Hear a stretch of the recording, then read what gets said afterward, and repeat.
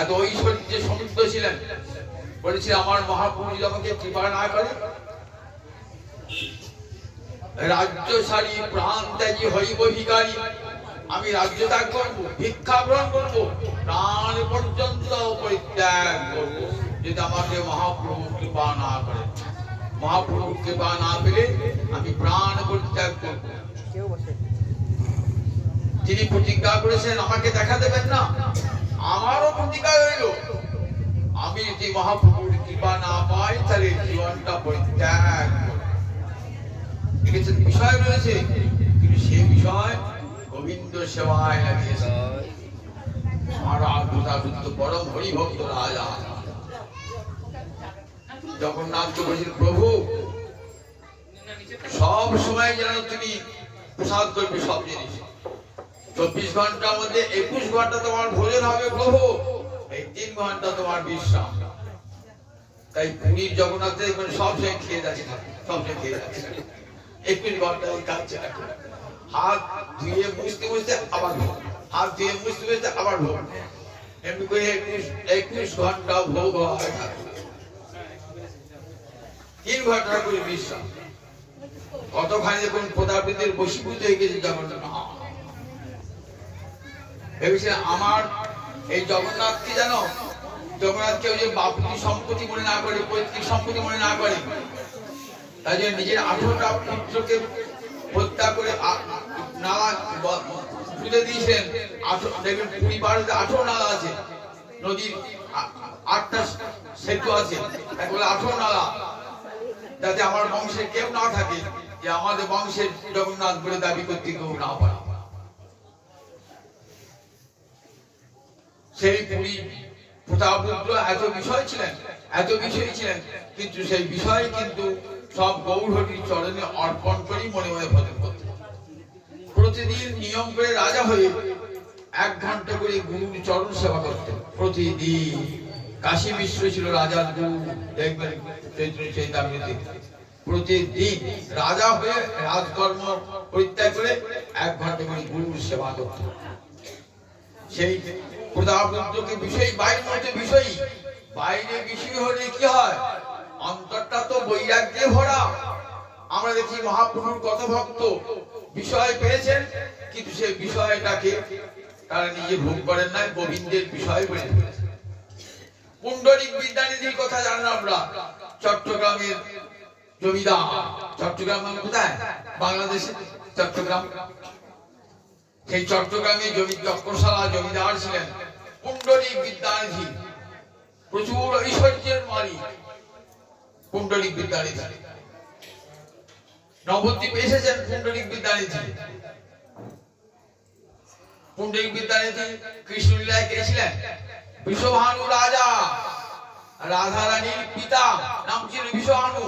সেই বিষভানু রাজা গৌরলীলায় পুণ্ডরিক বিদ্যানিধি হয়ে এসেছে। পুণ্ডরিক বিদ্যানিধি, সেই পুণ্ডরিক বিদ্যানিধি নবদ্বীপে একটা বিরাট বাড়ি ছিল পুণ্ডরিক বিদ্যানিধি। তখন তো বাংলাদেশ পশ্চিমবঙ্গ পৃথক ছিল না, অখণ্ড বাংলা ছিল। তাই মাঝে মাঝে আসেন নবদ্বীপে। তাই একবার গদাধর পঞ্চতত্ত্বের এক তত্ত্ব গদাধর পণ্ডিত, তিনি পণ্ডিত গদাধর। আর তারপর যে গদাধর গৌরাঙ্গ তিনি কি গদাধর? দাস গদাধর। এই দুটো অনেকে ঘুরিয়ে ফেলেন। তিনি দাস গদাধর, তিনি হলেন নিত্যানন্দের আশ্রিত শিষ্য। আর পণ্ডিত গদাধর পঞ্চতত্ত্বের এক তত্ত্ব।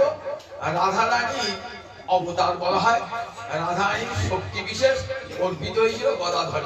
তাই মহাপ্রভু বামে থাকতেন গদাধর সবসময়। বাল্যকাল থেকে গৌরানুরাগ, কৃষ্ণান গৌরহরির প্রতি অনুরাগ, চিরকুমার ছিলেন। তা ওই চট্টগ্রামে এক বাসিন্দা ছিলেন, তার নাম মুকুন্দ। মুকুন্দ বলে, গদাধর তোমার একটা বৈষ্ণব লিখে আনবো।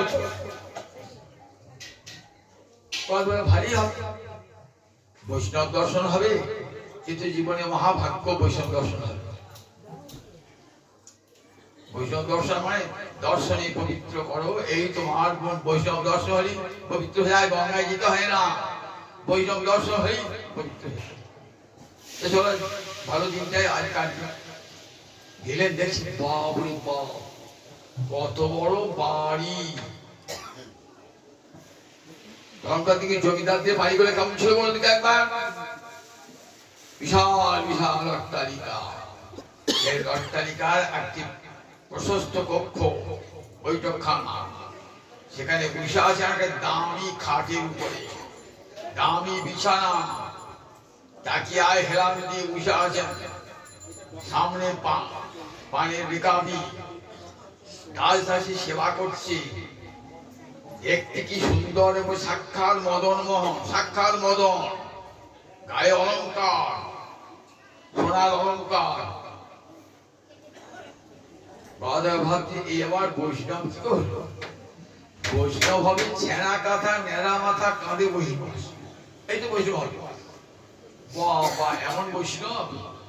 মনে মনে ভাবলেন আমার দিনটা আজ বৃথাই গেল, বৈষ্ণব দেখতে এলাম, একে বৈষ্ণব বলে? কত বিলাসী, দেখো বাড়িখানা, দেখো কত বড়, পোশাক আশাক দেখো দামি দামি পোশাক, বসে আছে একটা দামি খাটের উপর বসে আছে, গায়ে হিরে জহরত মণিমুক্ত অলঙ্কার। বৈষ্ণব হলে কি করে? মানে ভাবছে দাসদাসী সেবা করছে। মুকুন্দ বুঝতে পেরেছে যে গদা ধরে মনে মনে একটা বিতৃষ্ণা দেখা দিয়েছে। বৈষ্ণব চিনিতে নারে দেবের শকতি, দেবতারাও বৈষ্ণবকে চিনতে পারেন না। মালা তিলক থাকলেই বৈষ্ণব হয় না, বৈষ্ণব হতে মনের সবচেয়ে বড় বৈষ্ণব হতে হয়। মনটাকে কৃষ্ণ অনুরাগে রঙে রাঙাতে হয়, তবেই যথার্থ বৈষ্ণব। মালা তিলকও থাকবে কিন্তু মনটাও থাকবে গোবিন্দ চরণে,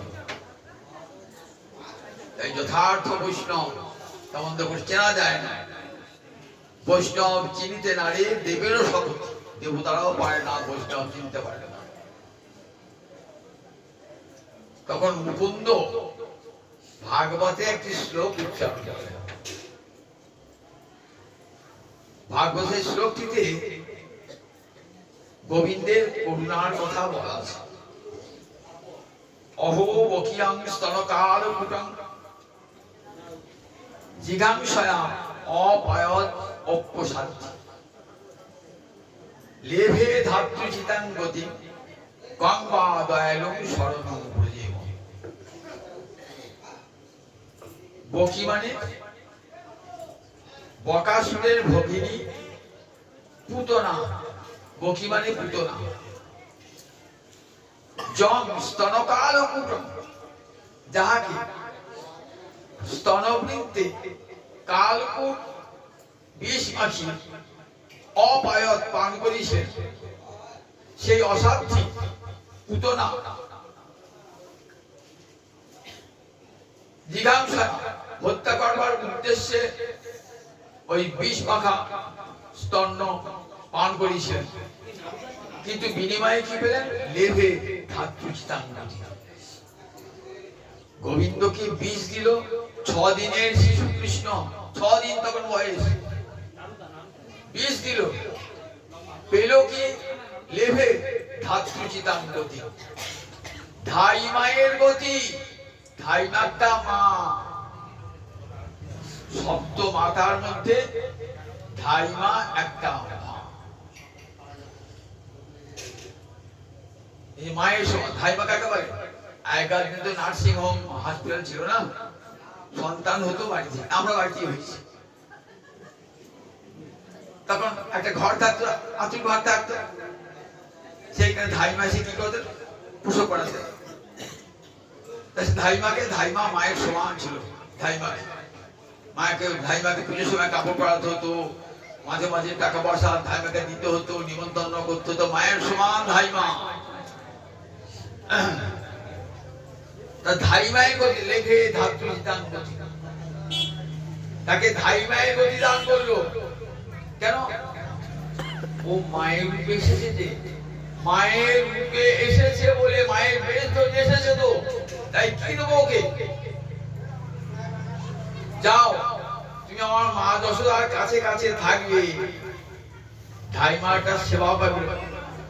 কখনো কখনো মা যশোদা ছেলেটাকে আপনি ঘর ধরে আনতে পারছি না, ছেলেটাকে একটু দুধ খাওয়াতো, এগুলো করলে তো মায়ের মধ্যে সেবা পাবে। তাহলে ভেয়ে থাকতেই যেতাম সুতনা ধাইমা হয়ে গেল। রক্ত মাখা মুখ যার, শিশুর রক্ত যে পান করে, জগতে তার মতন পাপিয়সী আর কেউ আছে? এমন নিষ্ঠুর জননী যে শিশুর রক্ত পান করে, পাপ মানে কি করতে পারে, কিন্তু এত বড় নিষ্ঠুর পাপ শিশুর। 10 দিনের কম 10 দিনের বেশি বয়স সমস্ত প্রজে শিশুদের গলা টিপে মারছে আর রক্ত হাচ্ছে।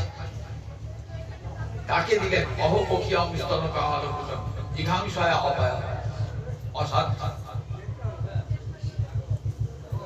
বলো আর কোন ঠাকুর পৃথিবীতে এমন আছেন যে বিষ দিলে বিনিময়ে অমৃত দেয়?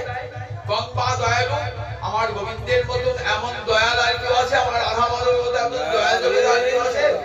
গঙ্গা দয়ালু কোন ভগবানের শরণ গ্রহণ করব? যে ভগবান বিষ দিলেও অমৃত দেয়, বিষ দিলেও অমৃত দেবে। গোবিন্দ আমার বিষ দিলেও অমৃত দেবেন। তার 6 দিনে যখন শিশু, তখন জগৎকে দেখালেন যে আমাকে কিছু না কিছু দাও না কেন? জানো কংস আমাকে মারতেই ছিল, আমি তাকে কি দিয়েছি? আমি তাকে সর্বদা গতি দান, মুক্তি দান করেছি। শিশুপালকে আমি মুক্তি দান করেছি, আমাকে মারতে এসেছিল, মুক্তি দান করেছি। আমি কারো খারাপ করি না, জানো তো। আমাকে মারতে এলো, আমাকে শত্রু ভাবে চিন্তা করলো, আমি তাকে মুক্তি দান করি। এমন ঠাকুর জগতে আছে? তারই গতি দেয়। গোবিন্দকে শত্রু ভাবে চিন্তা করো যে গোবিন্দ আমার শত্রু, দিন রাত করতে করতে গোবিন্দকে গাল দেন। গোবিন্দ কি দেবেন আপনাকে? পাপ দেবেন না, নরক দেবেন না, আপনাকে মুক্তি দান করবেন। এমন ঠাকুর জগৎ আছে যে গাল দিলে মুক্তি দান করে। গোবিন্দকে গাল দেন, আচ্ছা গোবিন্দ তোমাকে গাল দিলে তুমি মুক্তি দাও কেন? যেন কেন উপায় না মনো কৃষ্ণে নিবেশ হয়। নারদ বলছে যুধিষ্ঠিরকে, মনটা আবার যে কোনো উপায়ে গোবিন্দে নিবেশ করতে পারি, শত্রু ভাবই হোক আর মিত্র ভাবেই হোক। শত্রু ভাবেও যদি কৃষ্ণকে ভজনা করেন তাহলে তার মুক্তি হয়ে যায়। শত্রু ভাই এমন করুণাময়, তার কঙ্গা দয়ালু শরণং ব্রজেম। জগতে আর কোন ব্যক্তি কোন শরণ গ্রহণ করবো এমন ঠাকুর জগতে আছে? কঙ্গা দয়ালু শরণং ব্রজেম। জগতে আর এমন ঠাকুর জগতে কেউ নাই। তাই গোবিন্দের চরণ শরণ, এই শ্লোকটি যে উচ্চারণ করেছেন না, সঙ্গে সঙ্গে ওই পুণ্ডরিক বিদ্যালয়ের খাট থেকে পড়ে গেলেন। হা কৃষ্ণ বলতে খাট থেকে আপনি পিছিয়ে পড়ে গেলেন। অঙ্গে অষ্ট সাত্বিক বিকার, অঙ্গ থর থর করে কাঁপছে, গা দিয়ে ঘাম ঝরছে, সে অশ্রু, চোখ দিয়ে জল পড়ছে, অশ্রুকম্প পুরো জেগেছে। গদাধর দেখছেন অঙ্গে যে লক্ষ্যগুলো সব ভক্তির লক্ষ্য। মনে মনে ভাবছেন আমি কি অন্যায় করলাম। মনে মনে যদি বৈষ্ণবকে অবজ্ঞা করে থাকি তাহলে পাপ হয়ে যায়। বাইরে বললাম না, কিন্তু মনে মনে অবজ্ঞা করলাম কোনো বৈষ্ণবকে, তাহলে কিন্তু পাপ হয়ে যায়। ভাবছেন কিন্তু অনেক বড় পাপ করে ফেললাম, মনে মনে তাকে অবজ্ঞা করলাম, অনেক বড় পাপ হয়ে গেল। তখন কি করলেন? মনে মনে তখন বললেন, গদাধর বলছেন মুকুন্দ কি, মুকুন্দ আমি একটা অন্যায় করে ফেলেছি। পুণ্ডরিক বিদ্যানিধি যে এত বড় ভক্ত আমি জানতাম না। তার বিষয়ী পোশাক দেখে, অঙ্গে বিষয়ী অলঙ্কার দেখে আমি তাকে মনে মনে তার প্রতি বিরূপ ভাব পোষণ করেছিলাম।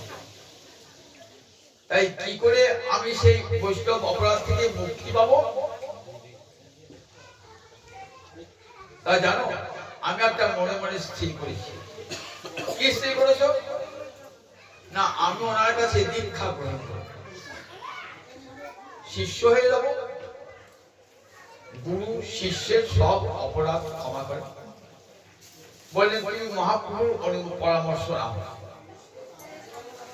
মহাপ্রভু বলেন হ্যাঁ, তুমি তো পুণ্ডরীক বিদ্যানিধিকে দীক্ষা দেবে, কারণ তুমি তো রাধা রানী।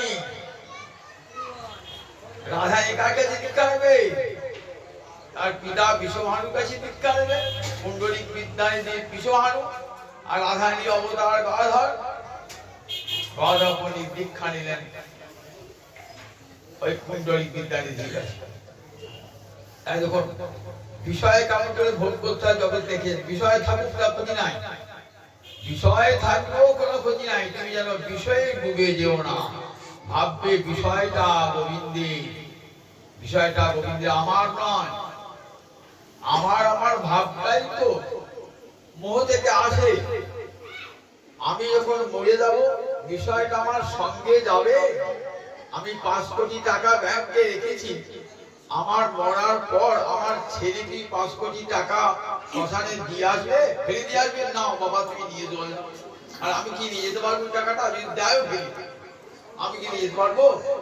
তাহলে এই জগতের বিষয়টা যেটা উপার্জন করলাম এই জগতে সেটা থেকে গেল আমার সঙ্গে। আমি সঙ্গে বিষয় নাই, আমার যাবার সময় কিছু নিয়ে যাবো, নিয়ে যাই।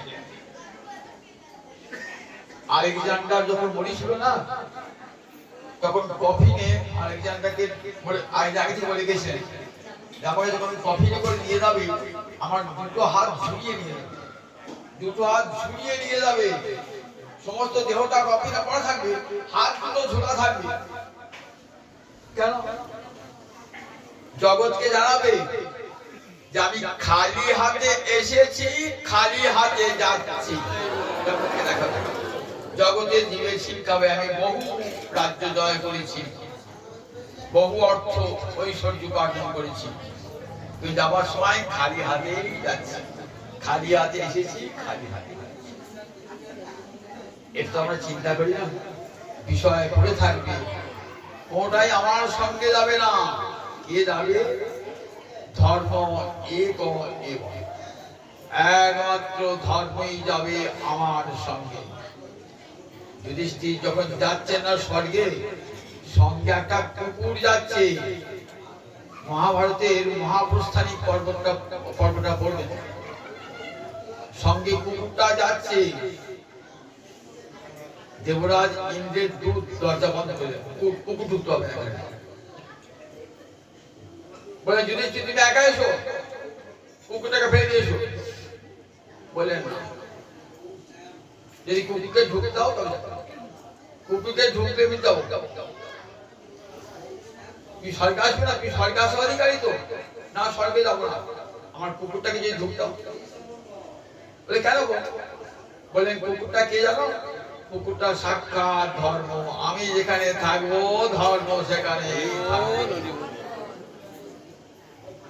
ওই ধর্মই আমার সব গিয়েছে, কেউ নাই, কিন্তু ধর্মটি আমার সঙ্গে এসেছে। কখনো এক মুহূর্তের জন্য ধর্ম তিনি পরিত্যাগ করেন। তাই মহারাজ বলছি কলিকে বধ করলেন না কেন? নানুদেষ্টি কলিং সম্রাট সারঙ্গৈব সারভূপ। সুত গোস্বামী সনক ঋষিকে বলছেন জানো কেন কলিকে দেখেও বধ করেন নাই? কলিকে তো বধ করতে পারতেন, করেন নাই কেন? নানুদেষ্টি কলিং সম্রাট, সম্রাট কলিকে প্রতি বিদ্বেষ পোষণ করে তাকে হত্যা করেন নাই। কেন করেন নাই? তিনি জানতেন কলিকাল এলে কি হবে। কৃষ্ণচন্দ্র আসবেন গৌরাঙ্গ রূপে, শশীগর্ভ সিন্ধু মাঝ আমারে গৌর আসিবে, ঘরে ঘরে নাম বিলাবে গৌর হরি আসিবে, ঘরে ঘরে নাম বিলাবে আমারে গৌর হরি আসিবে। যদি কলি না থাকতো তাহলে মহাপ্রভুকে পেতাম যে মহাপ্রভু আমার ঘরে ঘরে কলিজীবের দ্বারে দ্বারে নাম দিলেন, সেই মহাপ্রভুকে, সেই নিতাই চাঁদকে পেতাম যদি কলিকে। তাই সারঙ্গ সারভ ভ্রমর, সে কি করে? ফুলটা নষ্ট করে না, ফুলের মধুটা খেয়ে নেয়, ফুলটা যেন তাদের খেতে দেয়। ঠিক তেমনি কি করলেন? কলিকে রেখে দিলেন, কিন্তু কলি পুষ্পে হরিনাম মধু আছে, হরিনাম মধু। দেখলেন কলিকাল যদি চলে যায়, আর কোনো কালে এমন নামের মহিমা নাই। কলিকালই একমাত্র আমার হরিনামের মহিমা। হরে কৃষ্ণ কৃষ্ণ কৃষ্ণ হরে হরে, হরে রাম রাম রাম হরে। পরের দশবিধের আজ অনেক সত্যি মহান। মহারাজ পরীক্ষিতকে বলছেন, কলি দোষের আগর, কিন্তু মহারাজ একটা তার গুণ আছে। কি গুণ তার? কীর্তনাদেব কৃষ্ণস্য মুক্ত সঙ্গ পরম বলে। একবার যদি কৃষ্ণ বলে তাহলে সমস্ত আসক্তি বিনাশ করে পরম ব্রজে পরম গতি সে লাভ, পরম গতি সে লাভ। তাই আমার মহাপ্রভু এই কলিকাল যদি না থাকতো, আমার মহাপ্রভু আসতেন না, নিতাই চাঁদ আসতেন না, জীবের দ্বারে দ্বারে নাম প্রেম আমরা পেতাম না। মহাপ্রভু করুণায়, নিতাই চাঁদের করুণায় আজ জগৎবাসী সবাই হরিনাম পেয়েছে।